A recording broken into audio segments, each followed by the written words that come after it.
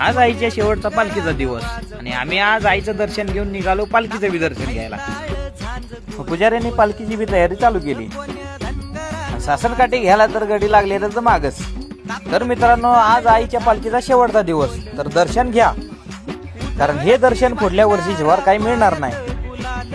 आणि आज शेवटची पालखी असल्यामुळे आईच्या पालखीला बी गर्दी एकदम खतरनाक झालेली आहे मित्रांनो. हे बघा, आणि सगळ्यांची नवसा बी बोलून घेतली. आणि आज रंगपंचमी असल्यामुळे पहिले देवापासून सुरुवात.